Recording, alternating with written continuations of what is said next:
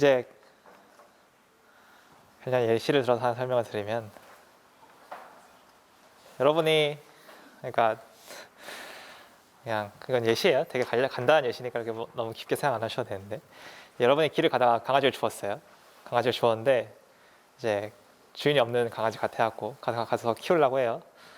근데 이제 강아지를 키우려면 좀 여러 가지 뭘 해야 되죠. 뭐 예방 접종도 놔야 되고, 뭐 먹이도 줘야 되고, 또 뭐 먹어야 되는 종류도 다르고. 이제 강아지에 대해서 엄청 강아지를 딱 주었을 때 되게 다양한 정보를 알 수 있는데, 뭐 얘가 어느 종의 강아지이다, 아니면 뭐 몸무게가 또 있을 거고, 그다음에 생긴 체형이 뭐 있고, 뭐 뚱뚱하거나 말랐거나 아니면 등등, 이제 엄청 다양한 정보가 있을 수 있는데, 이제 딱 강아지 몸무게만 가지고 나이를 맞춘다고 생각해봐요. 저희가 다른 강아지들의 데이터를 이용해서 이거를 한번 맞춰보겠다는 거예요. 이제 비슷한 종의 강아지라고 생각을 하고, 이제 뭔가 몸무게랑 나이 사이에 되게 유사한 관계들을 가진다고 생각하는 거죠. 이제 이거는 강아지가 몸무게랑 나이가 둘 다 정보가 알려져 있는 그런 강아지들의 정보를 이렇게 모아놨어요. 이제 몸무게 단위는 100g이고 나이 단위는 주예요. 이제 강아지 1번은 1.39kg 나가고 22주 먹은 강아지고, 강아지 2번은 1.65kg 나가고 25주 먹은 강아지고, 이런 정보들이 쭉 10개 정도 있습니다. 정작 우리 강아지는 이제 900g인데, 900g이면 9.0으로 표시를 하는데, 900g이면 이 안에는 900g에 해당하는 정보는 없잖아요. 사실. 그리고 900g이어도 사실 똑같은 몸무게를 가지고 있어도 나이가 되게 다를 수가 있고, 그러면 이제 900g이랑 제일 가까운 거는 여기 보면 한 1.5kg, 1.05kg, 1050g짜리 강아지 5번이 15주 정도 먹었고, 그 다음에 얘보다 900g보다 좀 작은 애는 강아지 4번은 620g이면 6주 먹었어요. 이제 이런 걸 가지고 정확하게 900g의 정보는 모르지만, 이 나머지 강아지를 가지고 나이를 어느 정도 추측할 수 있지 않을까.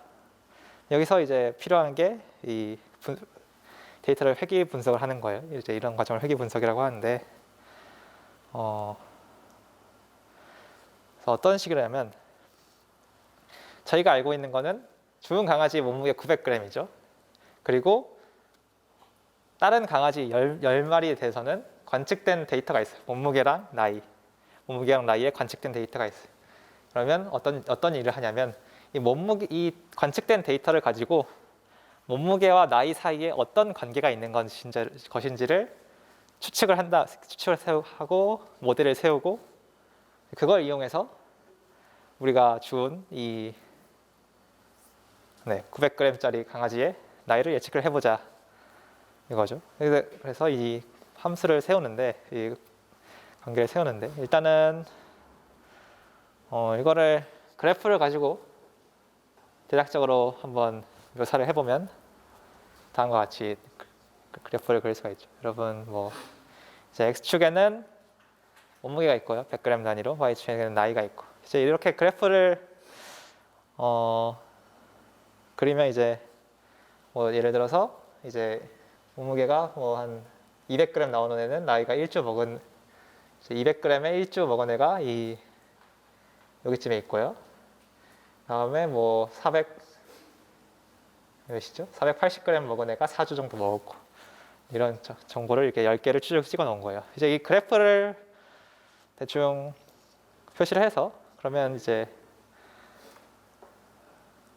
이렇게 있는데, 그러면 이 그래프만 보고 나이와 몸무게가 어느 관계에 있는지 대략적으로 표시를 해보면, 이런 영역이 있는 걸, 대부분의 데이터가 이런 영역이 있는 걸 확인할 수가 있죠. 이 영역에서는 좀 이렇게 데이터가 분포를 하는 것 같네. 이런 추측을 할 수가 있죠. 그래프를 보고. 이 900g 강아지는 몸무게가 900g인 강아지는 보통 뭐 이 빨간 점 3개 중에 한 군데 있지 않을까 하는 추측을 할 수가 있겠죠. 그러면 나이는 뭐 한 10주에서 14주쯤 먹지 않았을까. 네, 이런 추측을 해볼 수가 있고. 그럼 이제 그럼 의문이 드는 게 그러면 이런 관계는 정확히 어떻게 수학적으로 표현이 되고 그러면 어떤 나이로 추측을 하는 게 제일 합리적이고 그러니까 10주, 12주, 14주 이런 어떤 관계로 예측하는 게 제일 합리적이고 또 그러면 이 10주인데 이제 오차가 있을 거 아니에요, 나이에. 정확히 몸무게만 가지고 나이를 추측하는 거는 되게 부정확하니까 오차가 있을 건데 그러면 이거는 어느 정도 신뢰성이 있는가, 이 예측은. 이런 류의 분석들을 하고 싶어요. 그럼 일단 우선은 그러면 제가 대략적으로 이 타원형으로 그려놓은 이 범위 이렇게 표시를 해놓으면 좀 애매모호하니까 얘네를 이 몸무게와 나이의 관계를 조금 더 정확한 함수 관계를 통해서 표현을 해보자는 생각을 할 수가 있습니다. 이제 풀이를 해보면 이제 강아지랑 몸무게, 나이 사이의 관계가 어떤 함수 관계에 있을 건데 그 함수 관계를 추측을 할 수 있는 게 얘네는 몸무게랑 나이가 되게 비례하는 1차 함수의 관계에 있는 y는 ax 플러스 b꼴의 함수 관계가 있을 것이다 라고 추측을 할 수도 있고요. 아니면 어떤 y는 ax 제곱 더하기 bx 더하기 c 2차 함수 꼴에 가깝게 관계가 있을 것이다 이렇게 추측을 할 수도 있죠. 그 다음에 기타 등등 여러 가지 관계가 있을 수가 있죠. 그래서 한번 이제 1차 함수랑 2차 함수랑 그다음에 또 다른 함수 이렇게 세 가지를 제가 한번 그려봤어요. 예측을 해서 한번 그려봤는데 이게 1차 함수의 경우에는 왼쪽 파란 직선처럼 대충 이런 식으로 맞추는 게 맞지 않나 이렇게 추측을 해볼 수가 있고 이제 이게 주황색 2차 함수인데 2차 함수의 경우에는 이런 식으로 맞추는 게 맞다. 세 번째의 경우에는 이런 식으로 맞다. 그러면 이제 그럼 어떤 게 더 어떤 함수가 제일 이 강아지 몸무게 나이 관계랑 제일 맞아 떨어지느냐? 그럼 그런 걸 어떻게 판별할 것이냐 하는 그런 의문이 생기죠. 그래서 이제 얘네들은 각각은 어떤 장점, 단점이 있는지 한번 비교를 해볼 수 있는데 직선의 경우에는 직선은 이제 표현할 때 좋은 점은 얘가 되게 간단하게 표현이 가능하죠. 왜냐하면 직선이니까 y는 ax 더하기 b니까 계산도 훨씬 편리하고 네, 가장 기초적인 함수니까 되게 쉽게 표현할 수가 있어요. 근데 단점으로는 얘가 아무리 생각해도 이 관계를 제대로 설명할 수 있을 것 같지가 않아요. 강아지의 몸무게랑 나이 관계가. 보면 일단은 이 직선 자체가 이 그래프랑 잘 맞아 떨어지는지는 뭐 좀 어려운 문제가 넘어가고 데이터를 설명하는 능력이 좀 부족하다는 할 수가 있죠. 이제 직선이니까 제일 간단하지만 직선만으로 이 관계가 설명된다고는 잘 생각하기 힘들잖아요. 그 다음에 이제 이거는 저희가 사전 지식을 알고 있으니까 할 수 있는 말인데 강아지가 나이를 아무리 많이 먹어도 그 몸무게가 늘어나는 한계치가 존재하잖아요. 그럼 이제 어느 정도 몸무게가 일정 수준에 도달하면 이제 몸무게가 점점 정체가 되면서 나이는 그냥 계속 먹는데 몸무게는 그대로 있는 그런 단계가 올 텐데 이제 이런 직선 관계로는 그런 거를 좀 제대로 반영할 수 없을 것 같아요. 얘는 몸무게가 나이가 늘어나면 나이랑 몸무게랑 쭉 비례해서 늘어나는 것처럼 그러면 이제 이런 직선 관계로는 얘네를 표현할 수 없을 것 같다. 이런 고려를 해서 저희가 함수가 이 직선은 좀 아니지 않나는 생각을 해볼 수가 있죠. 그럼 마찬가지로 포물선 방금 전에 했던 2차 함수의 경우에는 일단은 얘는 파라미터 하나 더 있으니까 이제 직선의 경우에는 y는 ax 더하기 b니까 파라미터가 두 개죠. 기울기랑 뭐라고 하죠? 절편. 네, 절편 b가 있고 이렇게 두 개의 파라미터를 가지는데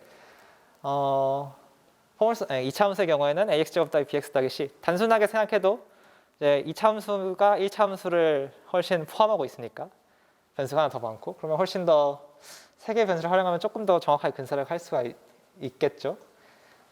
네, 그런 장점이 있고 근데 문제는 일단은 직선보다 조금 계산이 복잡한데 그거는 뭐 사소한 단점인 거고 어차피 계산은 비슷하니까. 그런데 이제 아까 전에 얘기했던 나이가 엄청 먹어도 몸무게는 일정 수준 이하로 유지돼야 될 것 같은데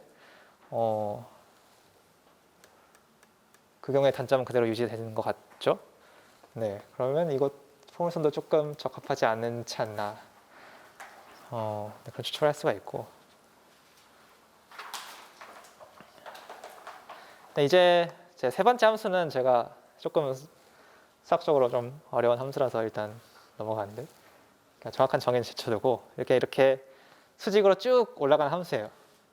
이제 그러니까 이 함수를 도입한 이유는 이렇게 저희가 생각하는 일반적인 나이와 몸무게의 관계랑 되게 그게 잘 맞아 떨어지는 함수일 것 같죠. 상식적인.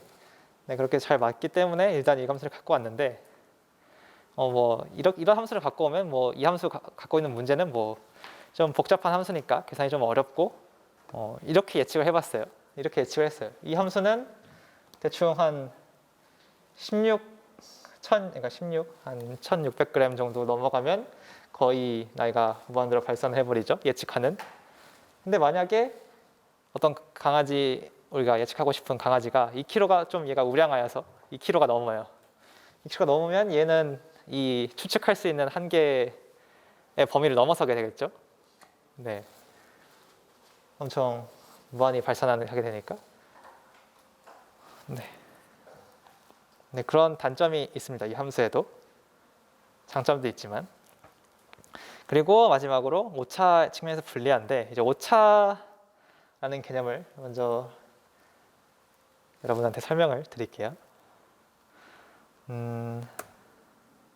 오차가 뭐냐면 그래서 여러분들이 아까 좀 전에 세 개 함수를 했는데 그러면 이제 결국에 그러면 어떤 세 개 함수 종류가 있고 그 세 함수 종류가 있고 또 여러 가지 다른 후보가 있을 수가 있어요. 그 함수 어떻게 예측하는 게 좋은지에 대한 여러 가지 후보가 있을 수 있는데 그러면 결국엔 어떻게 그것들 중에서 함수를 택할 것이냐, 어떤 함수 종류를 택할 것이냐가 중요한 그건데 그 기준으로 삼을 수 있는 게 이 오차라는 거죠. 오차는 이제 참값과 예측값의 차이인데요. 그러니까 저희가 예를 들어 이 강아지가 실제로는 22주 먹었어요. 실제로 22주 먹었는데 저희가 23주라고 예측을 했어요. 그러면 23주라고 예측을 했으면 22주에서 좀 가까우니까 1주밖에 차이 안 나니까 잘 맞췄네. 근데 22주인데 저희가 26주라고 예측을 해버리면 이건 좀 많이 차이가 나니까 좀 얘는 별로 안 좋네 해서 얼마만큼 많이 틀렸는지를 예측하는 가격이 위한 값이죠. 네, 그래서 참값과 예측값의 차이인데 이제 저희는 함수끼리의 오차를 비교하고 싶으니까 이 함수 어떤 함수가 있으면 그 함수가 서로 다른 10개의 점에서 예측을 하는데 그 10개 점에서의 각각의 차이들의 합을 다 더해줘서 최종적으로 오차를 만듭니다. 이제 오차가 당연히 작을수록 좋겠죠. 좀 더 정확하게 맞췄으니까, 정밀하게 맞췄으니까. 네, 그 오차를 하는데 그래서 이제 오차를 그래프 상으로 나타내면 다음과 같이 그래프가 되죠. 다음과 같이 그래프에서 이렇게 이제 이 직선의 오차는 이 직선으로 10개의 데이터를 일단은 저희가 알고 있는 10개의 데이터를 예측을 한번 해보는 거예요. 알고 있는 데이터인데 알고 있는 데이터니까 오차를 잴 수가 있죠. 그래서 요 직선은 한 13주쯤에서 이렇게 여기로 예측을 할 건데, 근데 실제 값은 여기에 있죠. 그러면 여기랑 여기랑 사이를 이렇게 쭉 이어서 이렇게 다음과 같은 길이의 빨간색 길이만큼 오차가 있다는 거 할 수가 있어요. 뭐 그 다음에 다른 점들에서도 뭐 이렇게 직선이랑 이 직선 함수가 예측하는 값이랑 실제 값이랑 이만큼의 차이가 있으니까 이것들을 오차를 이것들을 다 더해줘서 계산을 해주면 됩니다. 오차를 계산할 수가 있고요. 네, 그래프상으로는 이 그래프랑 이 직선이랑 뭐 점들이 얼마만큼 떨어져 있는가를 표시를 해주는 거죠. 네, 이제 그래서 이제 오차가 일반적으로 작을수록 좋은데 항상 작으면 좋은가, 진짜로 작기만 하면 무조건 좋은가라고 하면 그건 좀 다른 문제예요. 이제 요 그래프를 보시면 얘는 제가 한 이렇게 그러니까 팔차함수 같은 거를 가지고 와서 이렇게 최대한 잘 맞추도록 이렇게 그린 건데, 이렇게 보시면 어떻게 생겼냐면 이렇게 함수가 이렇게 뾰족뾰족하게 생겼어요.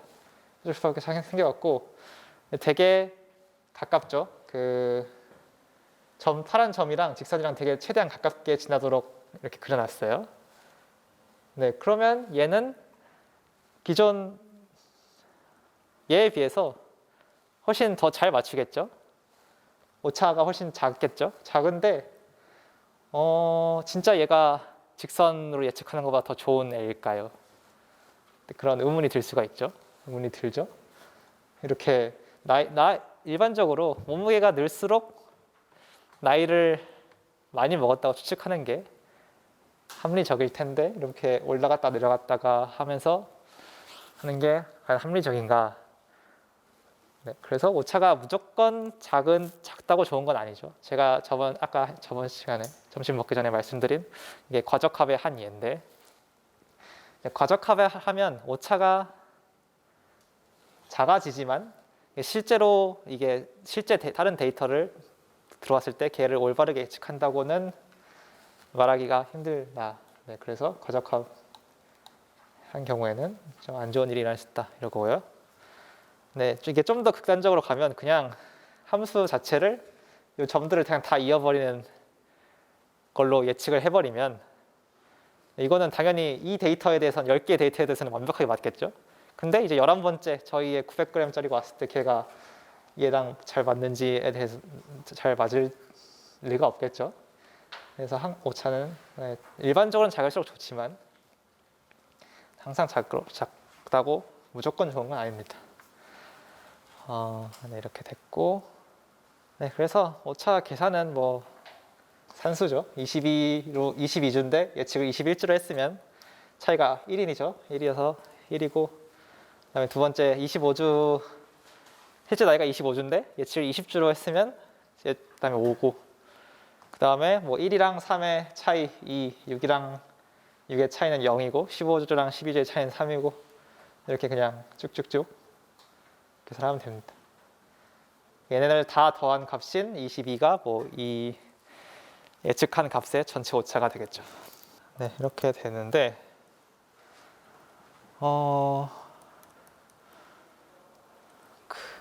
이제 오차의 종류가 있어요. 오차의 종류가 있습니다. 이제 방금 전에는 그냥 예측값이랑 참값이랑 빼갖고 차이를 계산해갖고 전부 더했죠. 그런 거를 저희는 에런 로스라고 불러요. 세상에 이제 그런 오차만 있는 게 아니고 엘트 로스도 있고 뭐 힌지 로스, 포컬 로스, 무슨 크로스 엔트로피 로스, 뭐 수백 개의 로스가 있는데, 이제 가장 대표적으로 쓰이는 거는 사실은 에런 로스보다는 L2 로스가 훨씬 더 일반적으로 많이 쓰입니다. 네, L2 로스가 훨씬 일반적으로 쓰이고요. 에런 로스는 상대적으로 좀 덜 쓰입니다.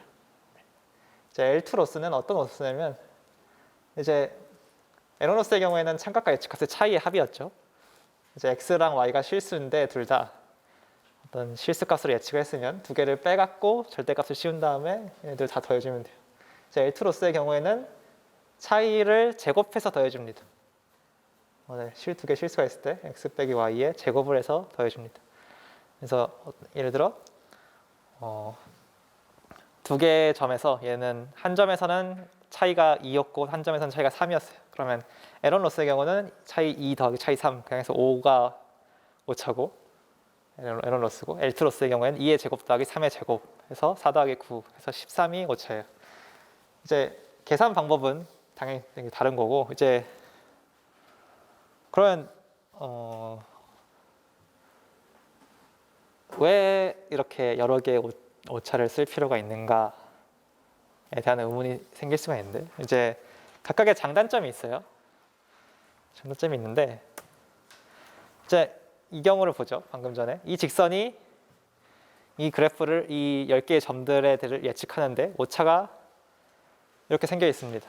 이렇게 오차가 생겨 있는데 이제 딱 요 두 점, 요 제가 숫자를 써놓은 요 두 점만 봐요. 얘는 오차가 차이가 1.4고요. 그 상값은 예측값이. 얘는 5.7 정도 돼요. 네, 한 4배 정도 되죠. 그럼 에런 로스에서는 얘는 1.4만큼 차이 나고 얘는 5.7만큼 차이 나고, 그리고 다른 점들도 이렇게 조금 어느 정도 차이가 있어서 5.7이 좀 차이가, 이 점이 얘네들랑 차이가 좀 나긴 하는데 그렇게 막 좀 많이 차이가 나도 어느 정도 다른 점들의 차이의 오차의 합을 다 더해주면 얘보다 좀 커서, 네, 이렇게 점이 이렇게 내려가 있는 게 그렇게 나쁜 피팅은 아닌 것 같다는 생각이 들어요. 에런 로스 측면에서는. 근데 이거를 L2 로스로 측정을 하면 어떻게 되냐? 이제 L2 로스로 측정을 하면 아까 전에 1.4의 제곱 정도, 제곱이니까 1.96 되죠. 그다음 5.7의 제곱해서 대충 32.5 정도 되는데, 이걸 L2 로스로 생각을 하면 좀 5.7 넘게 차이 났던 애가 32.5라는 로스를 가지게 돼요. 32.5. 그리고 1.4는 1.96. 그렇게, 네, 그러면 얘랑 얘는 거의 한 20배 가까이 차이가 나죠. 그러면 이 하나의 오차가 이 전체 다른 9개의 오차보다 더 커져서, 그러면 요거는 조금 L2 로스로 이렇게 하는 건 좀 아닌 게 아닌가 하는 생각이 들 수가 있죠. 그러면 이거는 다른 점들은 조금 더 못 맞추더라도 요 위에 점으로 가는 거가 L2 로스적으로는 더 적합한 네, 맞추는 방식이 아닌가 하는 생각이 들 수가 있죠. 그래서 L2 로스로 실제로 얘를 훈련을 하면 이게 그래프가 조금 더 위로 올라가서, 그러니까 L2 로스를 최소화하는 직선은 약간 이 점에 이 혼자 동떨어져 있는 얘를 더 잘 맞추려고 하죠. 반면에 에런 로스의 경우에는 비교적 골고루 이 점들을 잘 맞추려고 하고요. 그래서 어떤 로스를 선택하냐에 따라서 똑같은 직선 중에서도 어떤 직선, 어떤 기울기 절편을 가지는 직선이 이 로스를 최소화하는지가 되게 많이 달라집니다. 그래서 보통 L2는 아웃라이어에 좀 민감하다라고 하는데, 이 바깥쪽 점에, 그러니까 혼자 동떨어져 있는 애에 되게 민감하게 반응을 하고, 에런 로스의 경우에는 이 좀 로버스트하다. 그러니까 이런 바깥쪽에 있는 점에도 별로 영향을 받지 않고 좀 상대적으로 자기 있는 위치를 잘 지키려고 한다, 이렇게 표현을 합니다. 네. 그래서 이제 이렇게 여러분들이 어떤 목적을 가지고 이 함수를 찾느냐에 따라서 적절한 로스를 선택하는 게 되게 중요해집니다. 로버스트하게 찾고 싶으면 뭐 에런을 쓰고, 아닐 경우에 L2를 쓰고, 또 다양한 수십 가지 함수들이 있는데 그것들마다의 장점, 단점이 있어서 그것들을 선택하면 됩니다. 사실 제가 방금 설명드린 그 장점, 단점의 경우에는 어떤 최적의 함수일 때의 장점, 단점이고, 또 이 로스마다 최적의 함수를 찾는 방식이 훨씬 쉬워지고 어려워지고가 있어요. 일반적으로 L2 로스는 이 최적의 함수 값을 찾는 게 훨씬 쉬워요. 왜냐하면 L2는 이제 제곱이니까 미분이 가능하죠. 근데 L1 로스의 경우에는 절대값이라서 미분 불가능한 점이 있어요. 미분 불가능한 점이 있고, 그래서 이제 여러분이 오늘이죠. 이따가 MLP랑 훈련법에 대해서 배우는데, MLP랑 훈련법에 대해서 배우면 이제 미분 가능하고 뭐 그런 거가 되게 미분해서 훈련하는 그런 과정이 되게 중요하다는 걸 아실 수가 있는데, 이제 그런 측면에서 L2 로스는 미분 가능하고 그 미분 함수도 염속한데 L1 로스의 경우에는 그렇지 않아서 L2 로스가 훨씬 훈련이 더 잘 이루어지지 않나, 그런 면들도 있습니다. 네, 그래서 적절한 함수를 오차 함수를 선택하는 게 중요하고요.